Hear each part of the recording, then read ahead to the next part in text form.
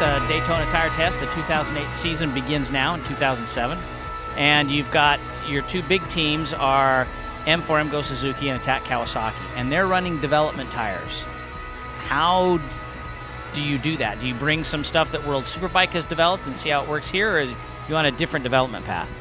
Basically here for Daytona we just run special tires for Daytona. We did a lot of investigation last year, so in the December test, where we figured out pretty much what we have to do with the tires. We run triple compound tires here for FX and Super Stock, single compound for Super Sport.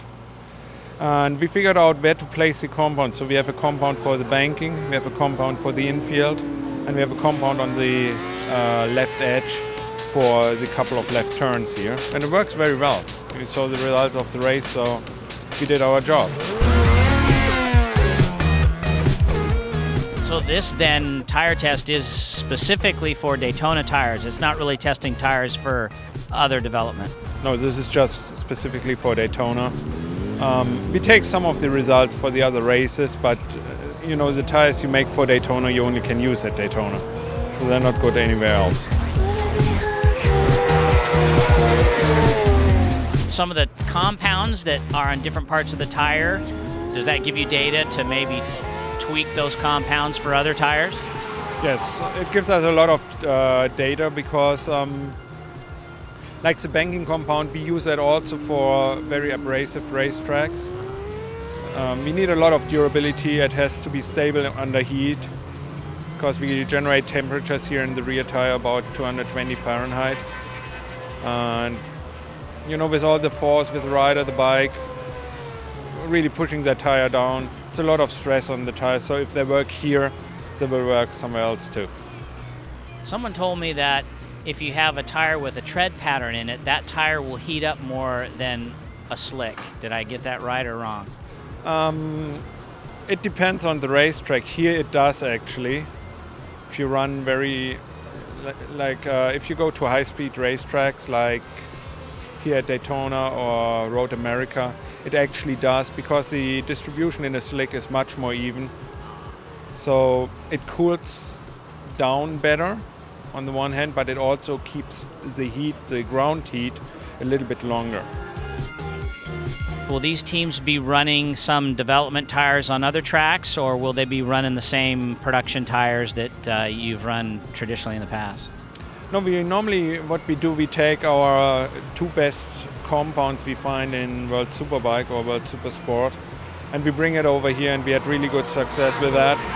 Put it on the FX tires, put it on the Super Sport tires and the Super Stock tires, and the results are just amazing, you know.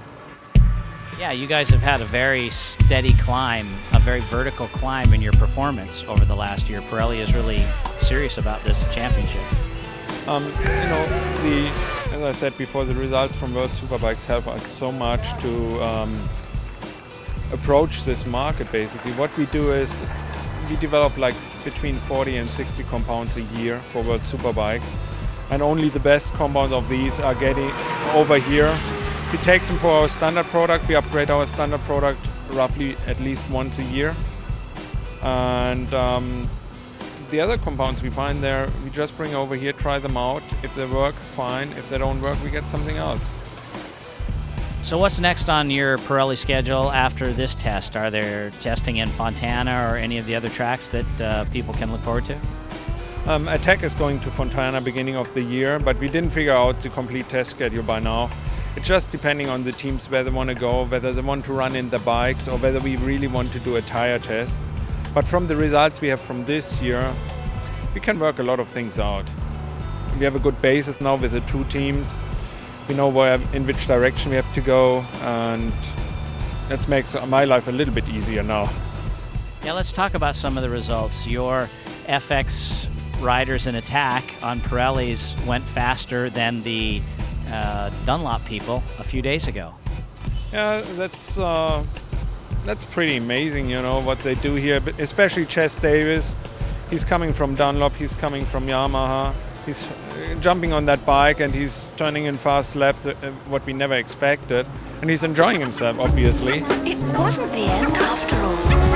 It was another beginning. that was a little bit playing on my mind before I came here. The tyre switch. You hear this and that about your Dunlops and your Pirellis and one versus the other, and each strong points and weak points. And anyway, I had to see for myself. Really, that was the only way I was going to be able to tell. And definitely impressed with the FX tyres.